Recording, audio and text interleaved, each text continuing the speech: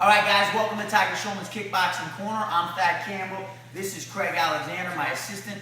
I've been the head instructor here at Tiger Schulmann's in Feasterville for almost 10 years. Have been training directly under Tiger Schulmann for 10 years. Been involved in Tiger Schulmann's MMA now for going on 12 years. The most fun part of this whole thing for me and why I'm still involved in it and still passionate about doing it every day is to see that at the highest level of martial arts competition, which right now is the UFC, first of all, our students are becoming very successful, but also the techniques that we're teaching in class every day, you see them on display every single time you watch a UFC event working. They're effective. Now, what do we use the UFC for? Well, we use it to figure out what are going to be the most effective techniques to translate into a street self-defense situation. Obviously, we don't want to go hang out at bars on Saturday night at 2 in the morning to wait for drunk people to get in fights to start seeing what's going to work and what's not going to work. So we watch MMA, which is the closest we can get to that type of a street fight situation. And we use that to teach our students the most contemporary techniques, right? So I want to go through a few fights we've seen. Last weekend was UFC on FX7. You and I were a little busy down at the Philadelphia Armory. Joshua Alexander, congratulations. His first title belt. Won an amazing comeback fight. So we didn't get a chance to go over that last weekend, but we wanted to talk about that in UFC 157, which happened last night. Ronda Rousey versus Liz Carmouche. Great event for the history of women's fighting. I can remember back when Gina Carano first fought in Strikeforce and what a big deal that was, but obviously UFC, just a way bigger platform and a very cool thing for women's athletics in general. Saw a bunch of different women. Nancy Lieberman, famous basketball player. Hope Solo, the goalie for the U.S. women's national team, putting out tweets last night. A lot of people ordered a UFC event that never have. I want to talk about a few different fights, though, that relate to street self-defense. So Josh and I are going to do some demonstrations. The first fight I want to talk about last night, Dennis Bermudez. I fought Jimmy Rivera way back on the opening fights to get into the house, and Jimmy was winning that fight and got caught with a right hand. Yeah, tore him up in the first round. Got caught with a right hand, really dazed, and submitted to a rear naked choke, but it was the right hand that really won that fight for Bermudez. But kind of a good indication of how good Jimmy Rivera is and where he's going to go, because Bermudez has been tearing through people. Won his next 2 fights on the show.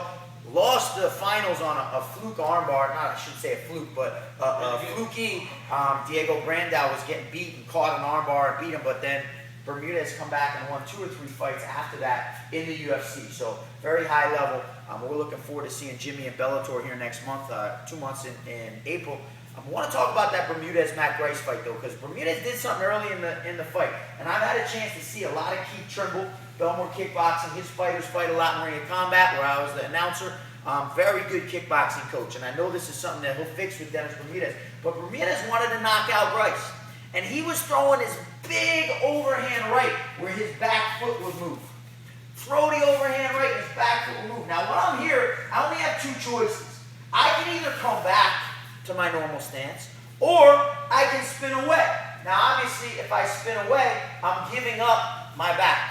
And especially in MMA, of course, the opponent's allowed to take my back, and then I got to fight from there. So what happened last night, Bermudez threw this big overhand right, and then as he came back, he ate a hook punch. It twisted his jaw, which, as I say in class all the time, is a good way to get knocked out. Your nerves want to protect your spinal column. It makes you go unconscious to protect your neck. And that's exactly what happened to Bermudez.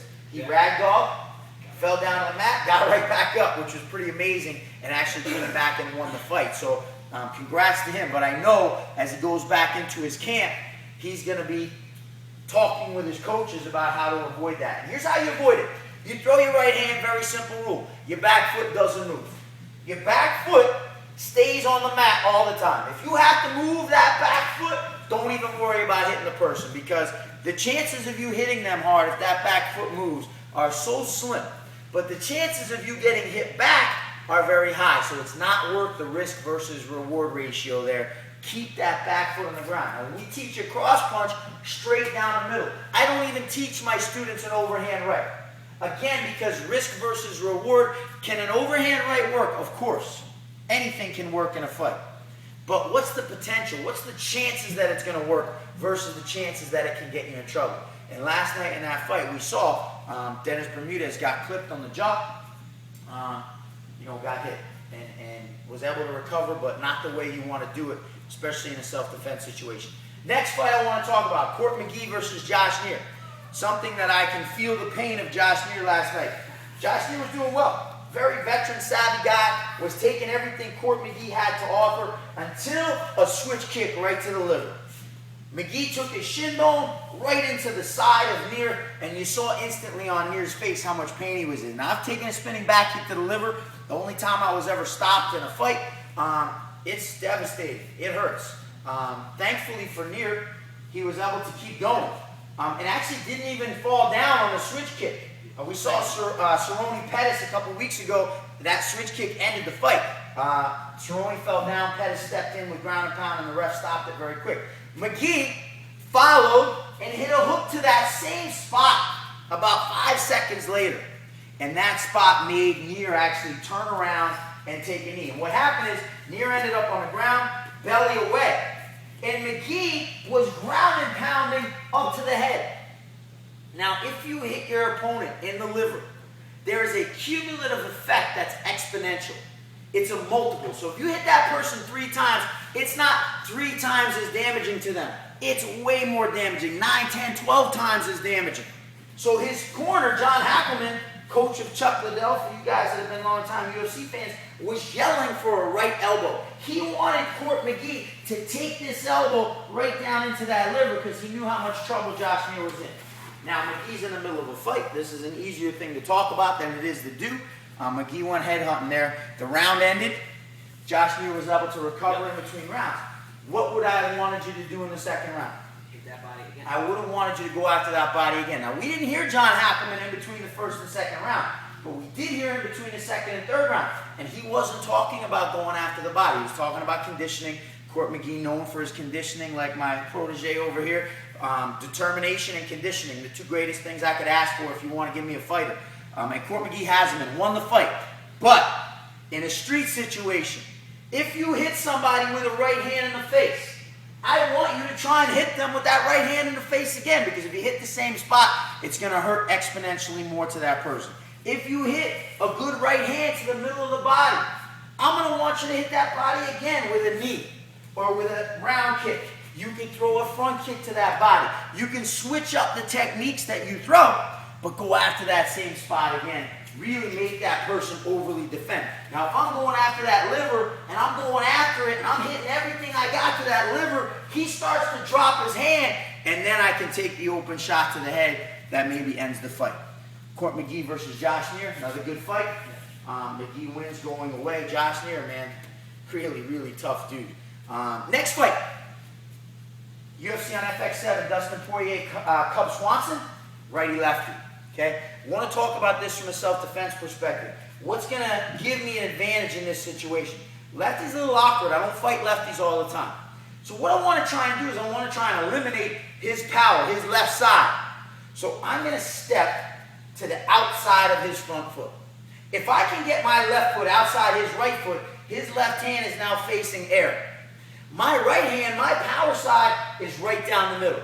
My right leg right down the middle. One of the things we saw in this fight, because both guys are very technical, come from good coaches, and they both were doing it. When they could get that foot outside, they would use an inside low kick, right? Really cool righty-lefty because you're using your power leg. Most of us are a little stronger with our strong side leg when we do our kicks than we are with our weaker side leg. Some people, the opposite, but most of us, that's the way it works. So right leg, I can do the inside. And notice what's happening when I hit that leg. Joshu's leg is flying out from under him. He loses his base, loses his balance. That keeps me safe. I'm also doing damage to his leg. Now, Swanson and Poirier, both of them have eaten a lot of low kicks in their life, right? But if you take the average person on the street and you land this kick to their leg 2-3 times, they're done. Their leg is not going to be able to handle it. They're going to be walking around with a limp, and you're going to be out of that situation very safely without having to worry about getting hit by somebody, right? Last thing I want to talk about, UFC on FX7, Gunnar Nelson, George Santiago. Last night, Lyoto Machida versus Dan Henderson. Now, a lot of people were, complaining about two women headlining the fight. As it turned out, the headline fight way more exciting than the co-headline fight. People said that Dan Henderson and Machida should have been the headline fight because they've both been champions.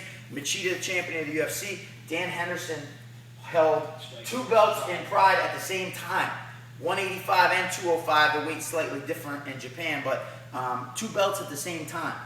Some people argue the greatest MMA fighter of all time. And last night, he had to fight a very awkward guy, Lyoto Machida. The reason I mentioned Gunnar Nelson, they come from a karate background.